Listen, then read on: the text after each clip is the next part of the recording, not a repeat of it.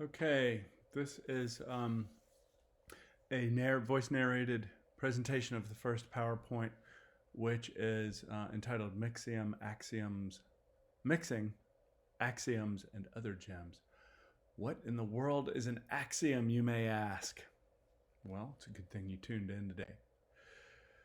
Um, so, being that this is the first sort of approach to the topic, this is going to be pretty macro level, and then we'll get in, as we move along to the next PowerPoint, a little bit more detail. But just as an overview, looking at the history and how mixing parameters have changed since recorded sound is actually not really old. You know, Comparatively speaking, I guess, to other forms of technology. Good question. Anyway, it depends on what you consider old. The craft of the mixer and what they're actually producing. With from a philosophical point of view, talking about aesthetics and the idea of beauty, fidelity, how perception changes our approach to our craft, and some basic reference points in terms of how to get your ducks in a row when you're approaching a mix, and then ideas of what makes a great mixer. Technology and mixing parameters. Think back in terms of what recording formats we've actually seen since in the 19th and 20th centuries, all the way back to the recorded cylinder, and then they flatten the cylinder out into a disc. You've got the 78 RPM, and then in the 40s, the 45 and the 33 long play come in. The cassette, comes into the popular marketplace, at least magnetic tape, into the 60s. And then, on down the chain into the digital era with the compact disc. So how to, think back, reflect on what each of those sounds like and how we can read time as a change in fidelity or different, I guess, width, EQ width. If you listen to a cylinder, it sounds like it's like everything's bunched up and there's no real treble or low end except for the scratches, I guess. And then as you move through those different media, you get this idea of hi-fi, high fidelity. So expanding EQ ranges, higher resolution, greater detail. So as you move through time, we have a wider sort of palette and a more precise paintbrush, I guess you could say, to use an artistic metaphor. And so that's an important sort of position to take and to recognize, just because we can refer, I guess, as mixers back to, with the choices that we make, we can replicate previous eras in time and try to be old school or authentic to a genre in that respect. So the perfect mix. There is actually, even the greatest albums of all time, the mixing engineers probably were ready to give it a little bit more attention, and and so you're never really there. You've got less and less problems, and it's typically deadlines and budgets that force the issue. So I try to teach mixing students to be ready to let it go, because you learn more by moving to the next project and going through subsequent mixes than you do by obsessing over a single mix. And in fact, as you go through different projects, your personal style has a chance to blossom more. And so there isn't, clearly the performing artist and the songwriter all have, big stakes in this, in this project, or the project of mixing or audio production. And then the recording engineers also by mic choice and so forth. But the mixing engineer, as the mastering engineer, all also contribute to the, their personal style and their fingerprint are part of this composite sort of work that we that comes to be in the world as a what's referred to as a phonorecord or a sound recording. And so, I am never going to, I will teach you the baseline of, how the minimalist sort of keep it simple approach works and the most necessary tools to arrive at a great mix. But I will not criticize you for pushing those boundaries and, so I'm not going to be holding you to a narrow lane of it has to be done this way. I'll show you how the tools work and how traditionally they are designed to cooperate to create a mix that is faithful. And so that's the idea of fidelity, is it's faithful to the real thing. A door slams without a whole bunch of distortion. You can hear what a bird chirps like without having a bunch of reverb, but if you decide to make those artistic changes, that's on you, because you're my position is that once you understand how to use the tools, if you choose to use them in an artistic or creative way, that's your decision to do. I just want to make sure that the hi-fi way to do it, and then you can mess with it. So yeah, my orientations are less is more, be transparent, be hi-fi.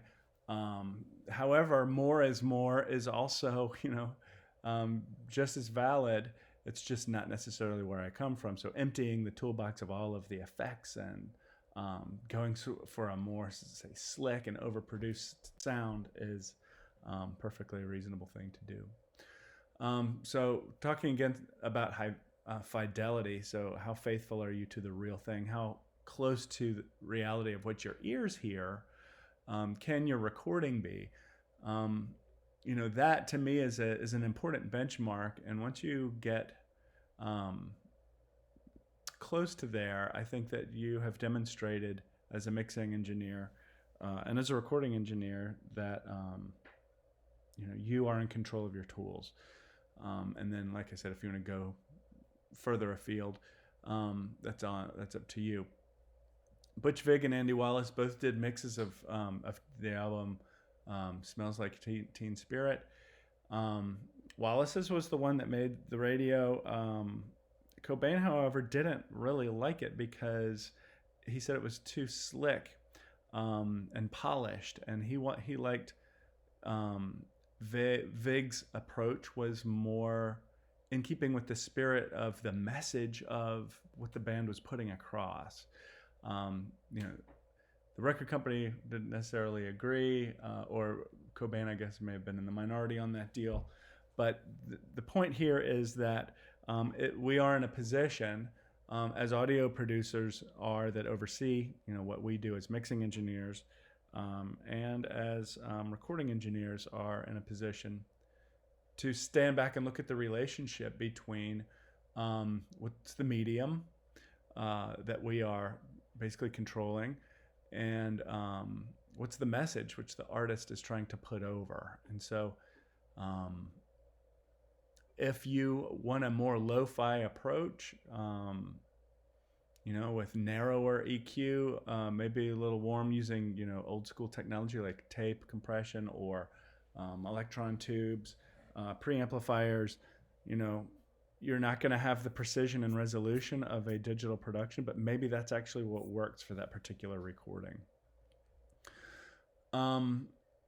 So authenticity, can have many meanings here. How does the record coincide with the artist? We are able to attend to that relationship. In other words, we can overproduce to the point where the artist is unable to go out on stage and pull that record off unless they have tons and tons of, automation or, sequence tracks or whatever it is, looping pedals, in order to recreate that album experience. And so that's a conversation that mixing engineers need to have.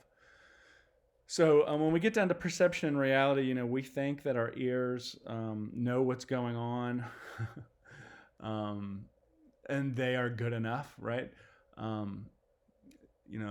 400 years ago, a boy named René Descartes, you may be familiar with the Cartesian plane. I think he was pretty important in terms of, mathematical concepts.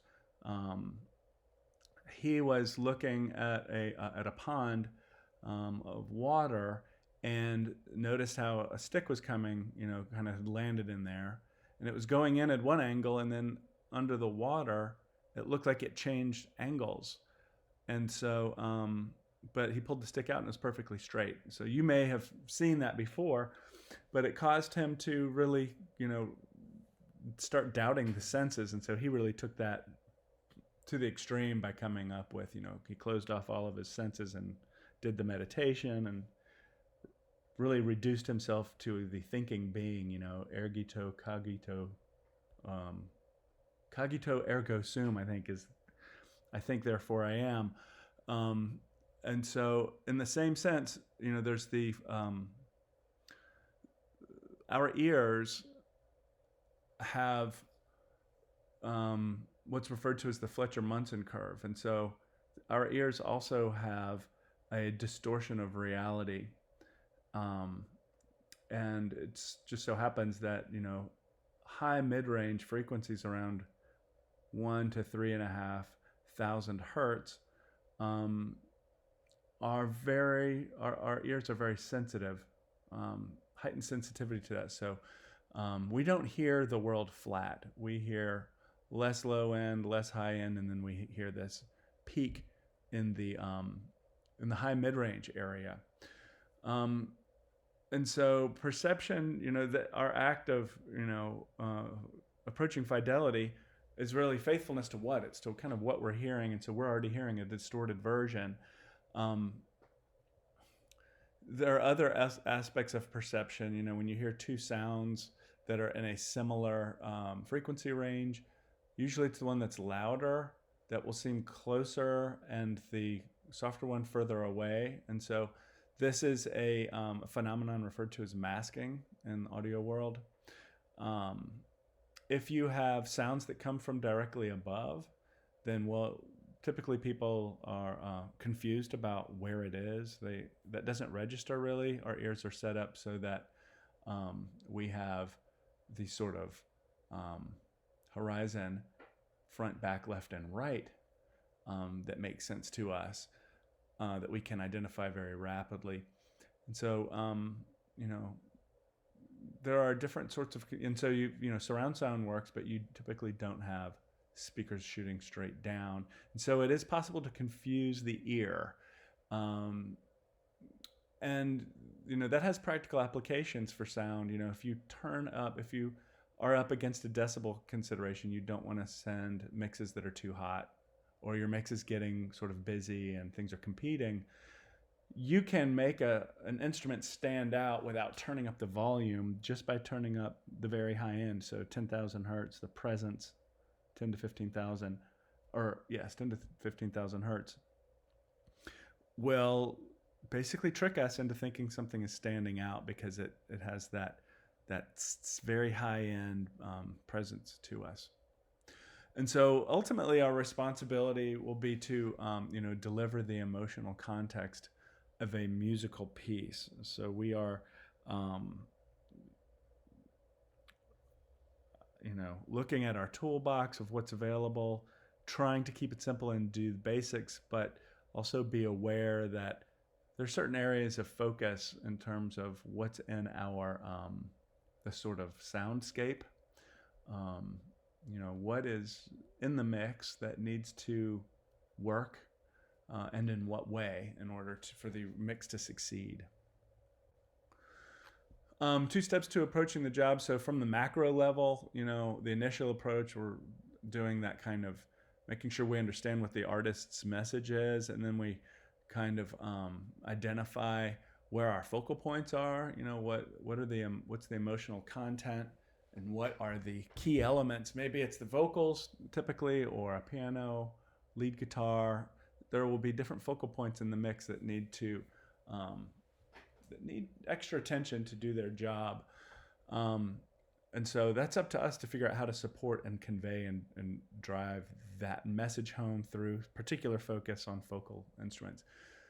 After we sort of, strategically lay that out in our minds, we'll come back through with a little bit more focus pull out a reference track, which is, every mixing engineer should have 3 or 4 key recordings that, kind of like a DJ will show up to, an EDM show with a briefcase full of core records. That's their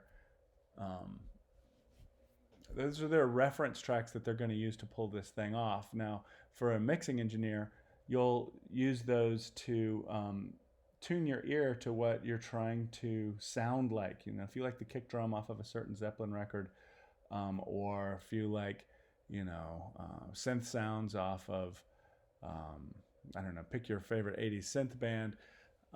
Those may be among your reference tracks, and so using those to kind of tune your ear into, I want my record to have these elements sound like this. So that's your reference, and then you're going to kind of picture your soundscape. So we did the exercise for, panning left and right. What do you hear in the soundscape? What is high and low in the mix in terms of volume level, and then what is near and far. And that can be done with EQ, as we talked about, or with effects like reverberation. If something has reverb, it sounds farther away. So you want to kind of lay that soundscape out in your mind. And once again, decide how the medium's going to relate to the message. Okay, so finally, what is an axiom? Oh my gosh, I'm so glad we asked. Rules of thumb reduced to sayings. And so look at number 3, you can't polish a turd. Oh my God, did I just say that? Apparently so. Meaning that the typical wisdom is that if crap in, crap out. So if you're handed, as a mixing engineer, poorly recorded tracks of a great performance or great recording of a crappy performance, there's only so much you can do, right? So don't forget, you can't polish a turd, but mixing engineers can fix some things, and we'll look at those in the next PowerPoint. Decide where to invest your sweat equity, right? You want to stay, you want to be aware of where your focal points are, what you want to really work on in the mix to make sure it stands forward in a way that has the most excitement, most kind of is the most compelling, and is sort of driving and leading the way in terms of what we're representing with sound. Number 1, if the mix sounds right at low volume, then it's usually okay at high volume. This trick does not work in reverse. And so, when you've been working on a mix for a while, sometimes you can get ear fatigue. It's usually, you want to take a break every so often. But if you turn the mix way down, all of a sudden the whole thing seems distant, and you can make sure that the relative proportions are easier to identify about what's too loud in the mix, what you can't hear in the mix. So reducing the size of the volume level of the entire mix is a great trick to verify that you're on the right track. Okay, last slide here. 7 attributes of a great mixing engineer. We've talked about some of these, you've got your core reference recordings, for example. You can work in an efficient fashion. You know where you're going to spend your energy. You understand your DAW. You know when to take breaks, so you're not going in circle. You keep notes of what you've done so that you're not, once again, going in circles, trying to remember what you did 2 days ago versus 2 hours ago to the guitar track. Understanding some sound theory is very good. You've got good ears, but you also understand, you have trusted ears around you that you can call on to listen. So evaluation skills, the ability to communicate a critique, or to accept a critique, really, really important stuff. And then having that vision, we talked about in the last slide, you've got an idea from your reference recordings and how you want the thing laid out. And so there are some introductory notes for you guys as you're moving into this area. Email me with any questions, and I'll see you soon.